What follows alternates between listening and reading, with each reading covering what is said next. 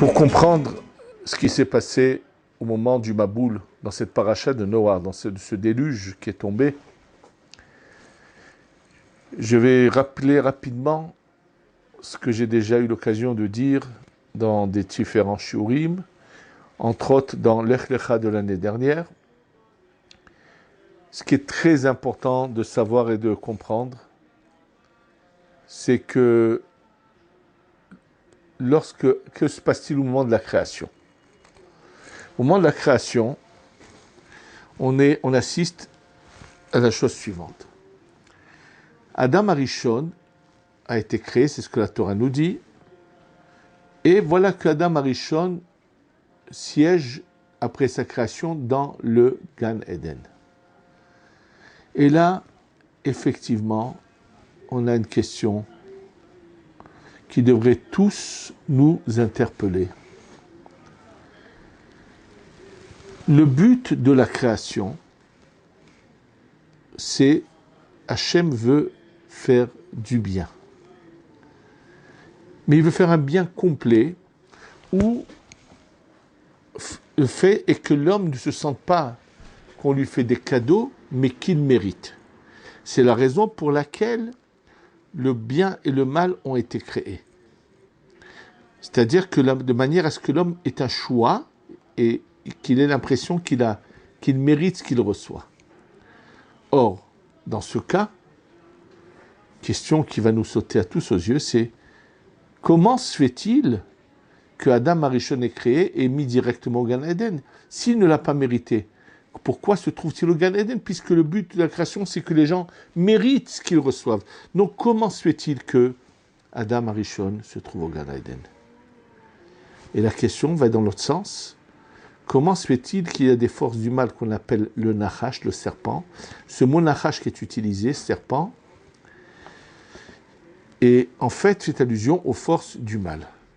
Comment peut-il et eux, ces forces du mal, sont en dehors du Gan Eden?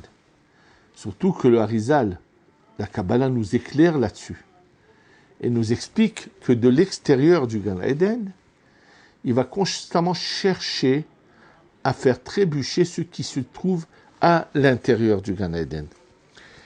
Comment peut-on placer une force quelconque, une création quelconque de Dieu, qui est donc décrétée mauvaise en dehors du Gan Eden? Ça veut dire qu'il s'est passé quelque chose. Effectivement, bien sûr qu'il se sont passées des choses. Et donc, ce qu'il faut savoir, comme j'en ai parlé dans plusieurs cours, c'est qu'effectivement, il y a déjà eu une étape antérieure. Adam Arishon, qui inclut tout le peuple d'Israël qui se trouve dans le Gan Eden, ne se trouve pas là sans avoir mérité, pas du tout. Ils ont réussi à certaines épreuves, ils ont mérité, ils sont là. Ceux qu'on appelle les forces du mal ne se trouvent pas à l'extérieur sans raison. Ils ont agi d'une manière qu'il ne fallait pas. Et quel est ce combat? Qu'est-ce qui donne aux forces du mal leur force? C'est quand elles arrivent à absorber en elles, à faire trébucher, et donc prendre ces étincelles, ces parcelles de lumière, les avaler. Et je vais donner un exemple pratique de la vie. Une des fautes les plus terribles, les plus graves qu'il puisse y avoir, c'est celle qui concerne un homme qui délibérément se provoque des pertes de semences. Cette faute est terrible parce que chacune de ces semences qui sortent de lui délibérément, pas dans une union qui est tolérée par la Torah, c'est d'office pris par les forces du mal qui vont s'amplifier, se renforcer, se multiplier. Et c'est la chose la plus terrible, une des choses les plus terribles qu'il puisse y avoir.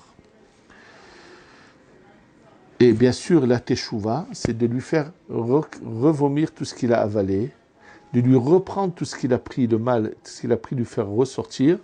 Et il y a tout un verset dans lequel il y a en allusion le nom saint qui aide à cela, qui est Hel Bala Vayakeenu, Bibitno yorishenu el. De la force, il a avalé, il va la vomir, et de son ventre, Dieu va nous le faire hériter. C'est-à-dire que lorsqu'on fait tchouva, c'est ça le processus. Et donc, dans ce qui s'est passé, il faut comprendre que donc ceux qui ont mérité, ceux qui n'ont pas mérité, et voilà que le mal a en lui énormément de parcelles de lumière qu'il faudrait récupérer, sauver. En fait, cette faute d'Adam Arishon, c'est de faire dégringoler quelques tzadikim du Gan Eden et de les faire venir sur terre pour aider ceux qui n'ont pas réussi à être récupérés. Simplement, ce qui est très important de savoir, c'est que je vous rappelle également, et c'est un événement qu'il faudrait comprendre, que s'est-il passé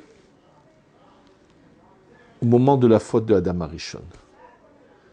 Alors, d'abord, point très, très, très important à savoir, la vie sur terre depuis Adam Arishon jusqu'au moment du déluge n'est en rien la vie sur terre que nous vivons actuellement. Les hommes sont moitié anges, moitié hommes, c'est-à-dire qu'ils sont très, très, très spirituels. Donc quand on nous parle de longue vie, de tant d'années, 900 ans, 800 ans, 900 ans et au-delà, c'est un temps qui est différent du nôtre, un temps spirituel, eux-mêmes sont spirituels. Je vous donne encore une fois la référence, le livre de Rabbi Avraham Azoulay sur la Torah qui s'appelle Baalé Berit Avraham, dans la paracha de Noach, qui parle de cela. Les hommes sur terre sont capables d'être d'une extrémité du globe à l'autre en un instant, donc comme des anges. Ça va d'abord nous expliquer comment est-il possible qu'il y ait eu des anges qui ont envié des femmes sur la terre.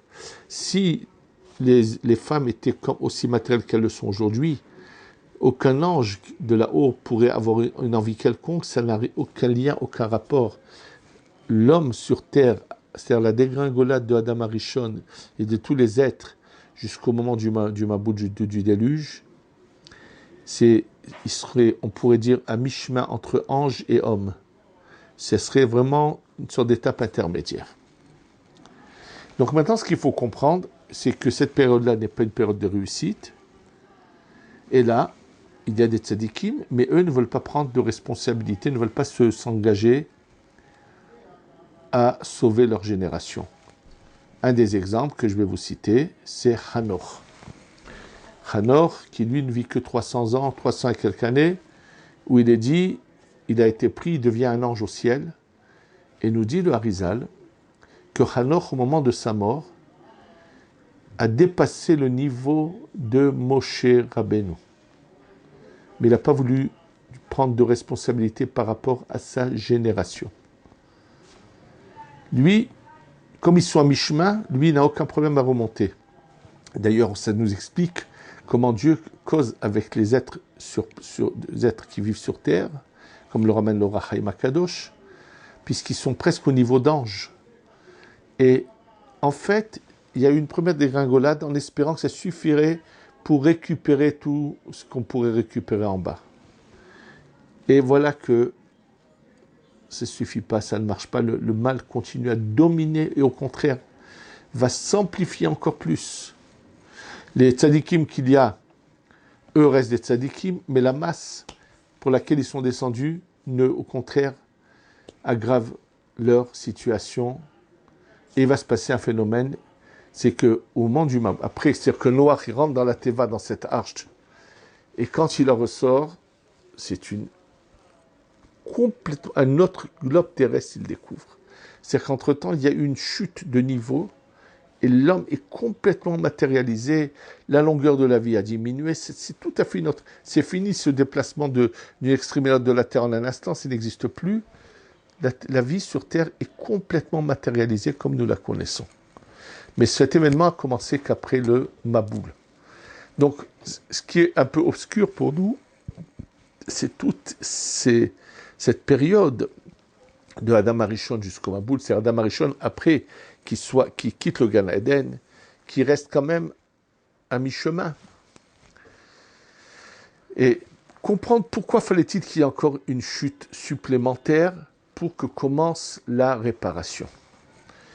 En fait, on pourrait l'expliquer avec un enseignement du Or HaChaim HaKadosh, Rabbi Chaim Ben Attar, dans le Sefer Shemot, Perek Gimel, 3e chapitre, Pasukret, 8e verset. Le Or HaChaim HaKadosh pose la question là-bas. Il dit, le peuple d'Israël en Égypte est en train de tomber. Et il arrive au 49e niveau d'impureté. Il suffit qu'ils rentrent dans le 50e niveau, ils seront irrécupérables. Donc, pose la question l'Or HaChaim HaKadosh, pourquoi les 10 plaies doivent-elles traîner tant que cela? Pourquoi on ne va pas les faire un temps plus court pour éviter que le peuple d'Israël arrive à cet extrême où il est à un fil de complètement chuter et d'être irrécupérable. D'ailleurs, il y en a qui ont été irrécupérables, qui ont chuté dans le 50e niveau, qui sont restés, qui sont morts là-bas.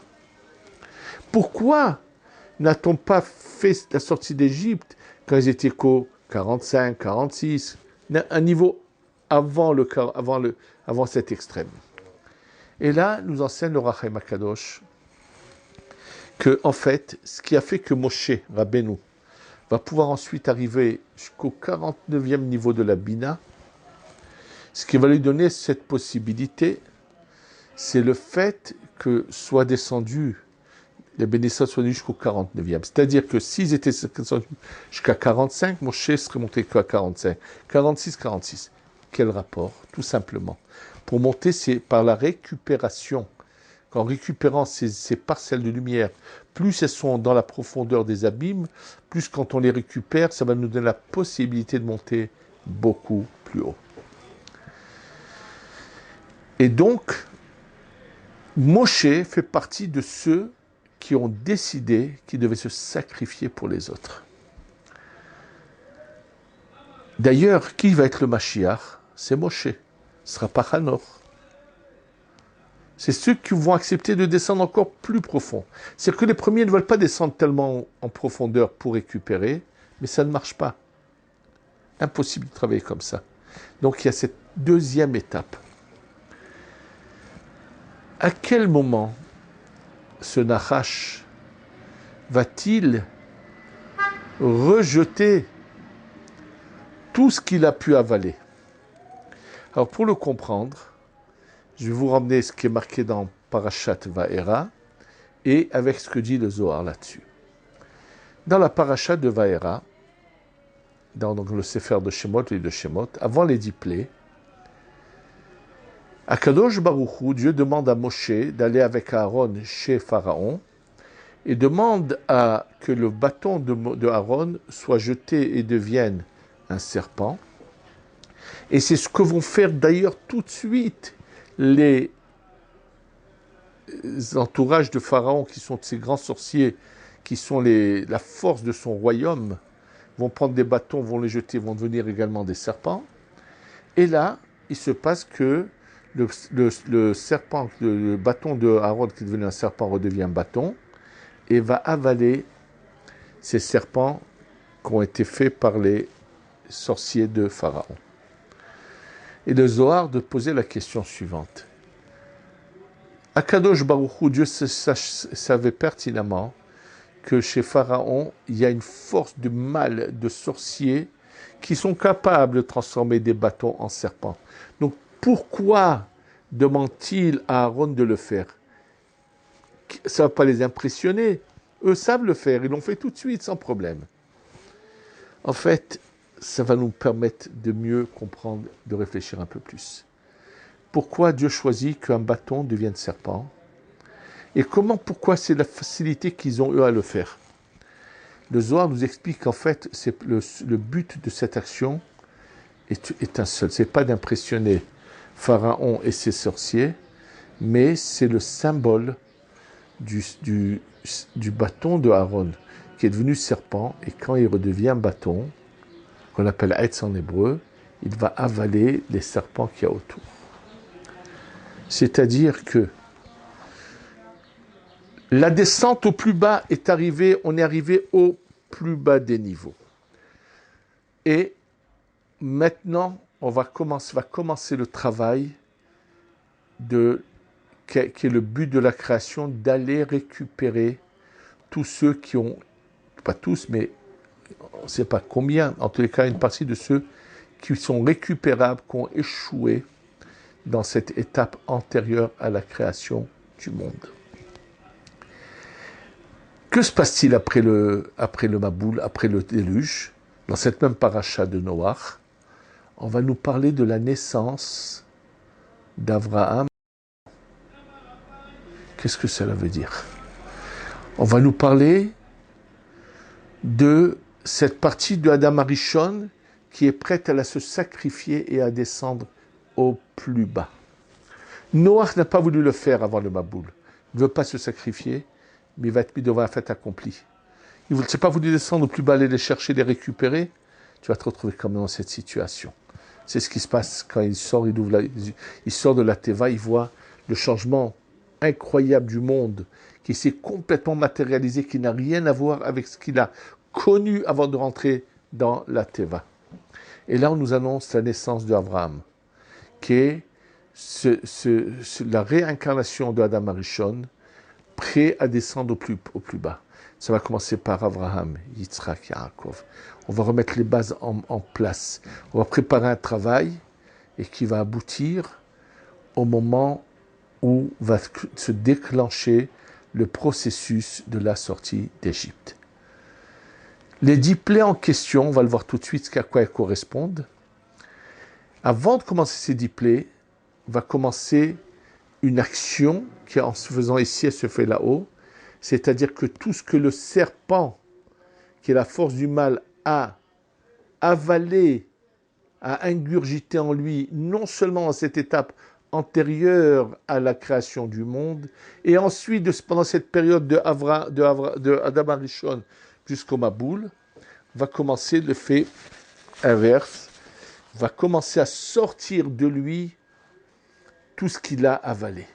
Et c'est ça le symbole que Hachem veut quand il envoie à Aaron. Pourquoi fallait-il que le bâton de Aaron devienne un serpent? Pour dire, je descends jusqu'au serpent, jusqu'au plus bas. Mais après, je redeviens un bois. Etz, c'est un homme qui a Adam, Etz Asadé, l'homme, est comparé à l'arbre des champs. Et là, on va donc récupérer tout ça. Et ce symbole du serpent de Aaron, du bois qui redevient un bois et qui avale les autres, c'est pour montrer que voilà, enfin, les tzadikim qui se sont sacrifiés vont donner la force de la récupération. Et c'est pour ça qu'en Égypte va naître le peuple d'Israël, qui sont ces parcelles de lumière les meilleures qui avaient été avalées par le mal, et qui vont commencer à sortir du mal. C'est à la source. Mais la source du mal, c'est aussi l'Égypte. Donc la source des meilleures âmes va sortir, et, comme il l'explique le Harizal, c'est comme un corps entier de sainteté qui est tombé dans un corps de mal. Simplement, le corps ne commence pas ici, mais commence là au-dessus de nous. Il y a ce qu'on appelle le Keter. Une lumière que nous ne voyons pas, qui se trouve au-dessus de notre tête, qui elle aussi est tombée dans le mal. En Égypte, il va y avoir la domination du Keter de la Kedusha sur le Keter de la Sitra Achara. Donc ce symbole commence par ce geste. Simplement dans ce Keter, il y a 10 sphirot. Les 10 plaies, c'est la récupération. Chaque plaie va aider à récupérer dans le force des parcelles de lumière qui se trouvent dans le mal et les refaire passer. C'est ce qui se passe. Et elles sont récupérées, et sort enfin un peuple qui, lui, peut recevoir la Torah. Et là, puisqu'il fallait descendre jusqu'au plus profond et aller chercher à récupérer même ceux qui sont plus bas, Moshe va aller encore plus loin. Moshe va prendre même ceux qui sont à la limite. Le Erev Rav, c'est-à-dire ces Égyptiens convertis, mais pas de manière complète. Et Moshe se sacrifie pour le récupérer. C'est pour ça que c'est Moshe qui est le Mashiach. Parce que lui, il va encore plus loin, encore plus profondément, chercher à tout récupérer dans le mal. Nous dit le Harizal. Eliyahu Hanavi ne veut pas de cet engagement vis-à-vis des autres. Donc, mais c'est un grand, donc il devient un ange, il remonte. Moshe Rabbeinu, lui, se sacrifie. Il aurait pu choisir ce chemin et monter directement, devenir plus qu'un ange. Mais il veut descendre jusqu'au plus profond et tout récupérer et s'engager, se sacrifier. Donc, cet événement qui se passe au moment du Maboul, où on va faire que il y a encore une chute supplémentaire, encore une transformation encore plus forte de la matière, c'est-à-dire que le spirituel devient matière. C'est impératif, mais il faut pour cela que des gens qui soient près des tzadikim, prêts à vouloir descendre si bas pour récupérer. Et qu'ils arrivent jusqu'au bout. Et donc, avec tout cela, on comprend. Adam Arishon ne se trouve pas au Gan Eden sans l'avoir mérité. Rappelez-vous ce que je vous dis dans le cours de la semaine dernière sur les choses créées avant la création du monde. Parce qu'il y a cette étape antérieure que la Kabbalah nous révèle et qui nous éclaire énormément. Et juste, ça nous donne maintenant une idée de ces événements. Donc, tout le temps qu'il n'y avait pas eu de descente totale, c'était impossible de réussir. Simplement, comme je vous l'ai déjà dit dans certains cours, Hachem n'impose pas. Il faut qu'il y ait des tzadikim qui soient prêts à se sacrifier. C'est Moshe Rabbeinu, on le voit. C'est bien sûr, ça commence par Avraham, Yitzhak et Yaakov, qui font partie de ceux qui vont descendre, accepter de descendre encore. C'est pas sans raison que Avraham va naître du plus grand idolâtre, Terach. Parce que lui va descendre au plus profond, et du plus profond, il va sortir. David est aussi le Mashiach. David, c'est pareil, c'est une Neshama qui va sortir du fin fond des abîmes. C'est-à-dire qu'elle a accepté de descendre au plus profond pour aller chercher les parcelles de lumière qu'il faut récupérer. Donc, cet épisode du Maboul nous explique s'il n'y a personne pour le récupérer, donc tout est exterminé, il faut qu'on descende plus bas et qu'on recommence dans une nouvelle situation. Et c'est qu'à ce moment-là qu'il y a la réussite. Et ça, on le comprend pertinemment avec ce que j'ai ramené au nom du Orach Chaim à Kadosh précédemment, qui explique qu'il fallait qu'en Égypte, descendre jusqu'en bas, récupérer les parties les plus enfoncées dans le mal et les faire remonter. C'est un peu dans cette idée qu'il est dit que Bimkom chez Tzadikim Baalei Tshuva Omdim et Tzadikim Unechum La'amod, où se trouvent les Baalei Tshuva, même les plus grands tzadikim ne peuvent pas se trouver, parce que eux qui étaient dans les abîmes et qui sont sortis de là, en sortant de ces abîmes, ils sortent des parties de lumière qui sont profondément au fin fond des abîmes, que le tzadik n'a jamais eu accès à cela. Une chose qu'on doit tous retenir, c'est qu'on est sur terre pour un but. C'est constamment récupérer des parcelles de lumière, en faisant les mitzvot, en faisant attention de ne pas mal agir, parce que mal agir, c'est au contraire faire passer de la lumière vers le mal. Et ce birour-là, cette action-là de récupérer, si on la fait comme il faut, c'est ça qui nous permettra d'arriver à la Géoula Shelema. Shetavo bimera beyamenu. Amen.